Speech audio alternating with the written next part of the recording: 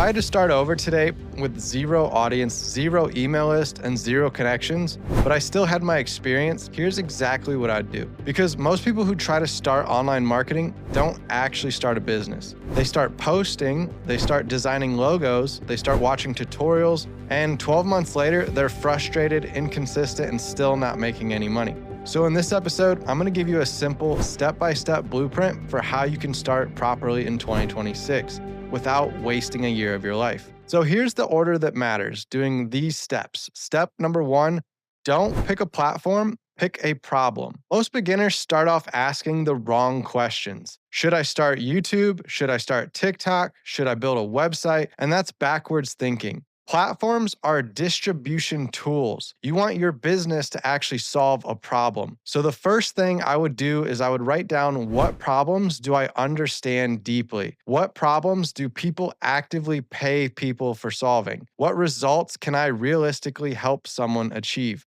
Notice I didn't say, what am I passionate about? Now, passion is great, but paid problems are even better. You don't need to be the world's best. You just have to be one chapter ahead of someone else. If you can help someone go from being confused to now thinking clearly, or help them from being stuck to now progressing forward, then you have something valuable to contribute. Step 2, you want to validate the business before you build. Most beginners build before they test. They build a website, they build a course, they build brand identity, and nobody buys. Instead, I would take 7 days to validate. And here's how. First, clearly define the result you help people get. Then start creating simple content around that result. Directly ask people what they're struggling with to give you ideas. And then offer to help 3 to 5 people manually. There's no sales funnel yet, no automation setup, no fancy technology. You're just doing conversations with real human beings. And if nobody responds, well, then take that as feedback and data. And if people do respond, but they don't commit, again, more feedback and more data for you. But if you end up finding people who say yes and pay you, well, now you've validated demand for this idea. This step alone can eliminate 80% of your wasted effort starting a business that's never going to be successful. Step number 3 is to build an offer before you build an audience. This is where most creators stay broke. They focus on gaining followers before knowing what they even sell. If you don't know what you're selling, your content will feel random. Your first offer does not need to be complicated though. It can just be as simple as one-on-one coaching, or you can have a small service business or a guided program that people go through, or you can create a done-for-you solution where someone's getting something pretty turnkey. The thing here is you want to provide clarity. You want to have a statement that reads something like, I help golfers achieve breaking 80 in 30 days. So you got to have something you're helping with, who you're helping, and a time frame. So that's my example is I help golfers. I help them lower their golf score so they can break 80, which is a scoring milestone a lot of golfers set a goal and try to achieve. And I try to set my time frame of how quickly I'll help them achieve this scoring milestone. All right, so keep it simple. When your offer's clear, then your content becomes more obvious.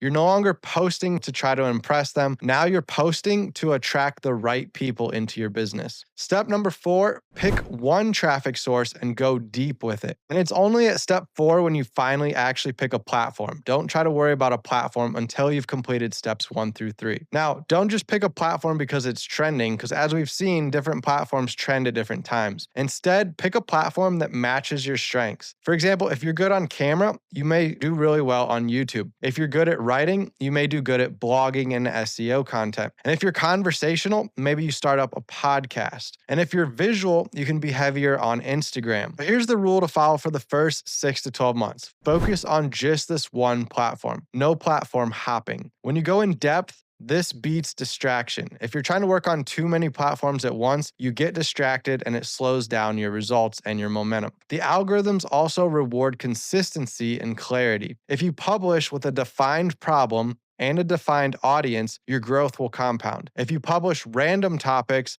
your growth is going to reset. All right, and then step number 5, we want to build an email list immediately. Social media is borrowed land, meaning you don't own it. We've seen this with Vine, where Vine just disappeared and people lost their audiences. However, when you build an email list, email is owned. From day one, I would create a simple lead magnet. A lead magnet is something you can give away as a freebie. For example, a free guide on how to work on chipping or putting if I'm in the golf space. Or I could give away my 7 best golf drills that help me improve and break 80. So you're giving away some kind of PDF guide. Maybe you film a short educational video, or maybe you've got some kind of worksheet someone can download and print out to use in real life. So you're offering a freebie called a lead magnet. This is going to then help you collect emails. As you start building your email list of people who have subscribed to your freebie, now you can continue sending these people follow up emails. So we want to send out one value email per week starting out. Now, again, your email list is going to be your leverage in your business. This is where you can attract a lot of sales because you have time to take cold traffic from social media, turn them into email list subscribers where over time they get content from you. It warms them up to you. They get to know you and they start to build trust with you. And over time, you can start selling to them through email. And eventually, your email list will become an asset producing sales for you. Now, you don't need a lot of email subscribers to be successful. Even with 500 subscribers, you can generate meaningful income if your offer solves a real problem. For example, I know people who are on high ticket sales or high end coaching sessions where they might have a smaller email list, but that email list is super valuable because just one customer might spend $5,000 or $10,000. So you don't need a lot of people. You just need the right people in your audience. All right, step 6, focus on revenue before you worry about perfection. And this is a hard truth to swallow. A business that doesn't make money is just a hobby. Your first goal is not scaling. It's proving you can generate consistent income. Even making just $500 a month proves viability that this is possible. Even $1,000 a month proves it's repeatable. Once revenue starts to exist, then you start to worry about optimizing your funnels, setting up automation, running ads, and building out your systems. But first, you need money to validate. You need that proof first. Then you can polish your product later and worry about perfection. And this is a good example with a lot of YouTubers. If you go back and you look at the oldest YouTube videos people posted, they're pretty cringy. They weren't very good quality, but that's not what stopped someone. They didn't wait until they had a perfect video. They just got out there and started putting out content. And over time, their YouTube channel became successful and they leveled up their content creation, making better content, making more professional content, and now it's helped them compound and grow even more. But initially, they put out lower quality content and they still became successful. Again, someone who holds themselves back mentally, worrying about perfection, is going to lose to the person who's already putting out content consistently that doesn't care as much about spending so much time on quality. Step 7, track what actually matters. We're not going to worry about likes, views, and followers yet. We want to track things like leads generated, so people coming into your funnel, and then those conversations that get started. So if you're conversing with them either directly, or if you're sending out emails to them, or if you're signing them up for phone calls and Zoom calls. So track conversations, and then track offers made and sales closed. So these 4 metrics matter way more than just getting views and likes on social media, because those ultimately are what translate to revenue, not your views and likes on social media. Now, if those numbers are growing, then you're actually building a business. And if they don't, you're just building an entertainment industry. Again, you're just entertaining people on social media, but you're not converting them to actual sales. And there's nothing wrong with entertainment, but it's a different game. All right, now that we've gone through those important steps, let's get into the big mindset shift that you've got to start with. Marketing online in 2026 is easier than ever. But distraction is also higher than ever. The people who win aren't the smartest. They're just the most focused. They pick a problem, they validate it, they build an offer, they choose one platform, they collect emails, and they improve weekly.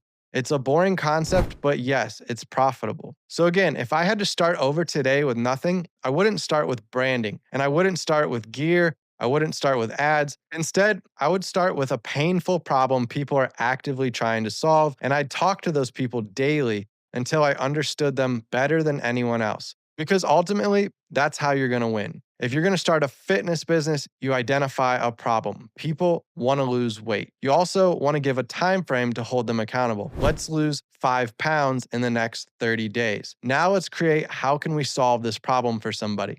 And once you validate that idea, and you've proven that you have a system down, then you can start selling to people and making money. All right, in the next episode, we're going to talk about why most online businesses fail in the first 12 months and how to avoid becoming part of that statistic. Thanks so much for watching today's video. If you enjoyed this content and gained value from it, please do me a favor and hit that subscribe button. I look forward to building this community, and we're going to be coming out with multiple videos per week. So by subscribing, you can get notified when the new releases come out. And again, we're covering all different topics in building online businesses, from marketing to actual strategy to mindset and motivation blocks that might be holding people back. And I'm going to get into some of the real statistics of my past online businesses that were successful and ones that failed, so you can learn lessons of what works and what doesn't work from someone who's already traveled down a road that you're just getting started on. So again, I'll see you guys in the next upload, and thanks again for watching today's video.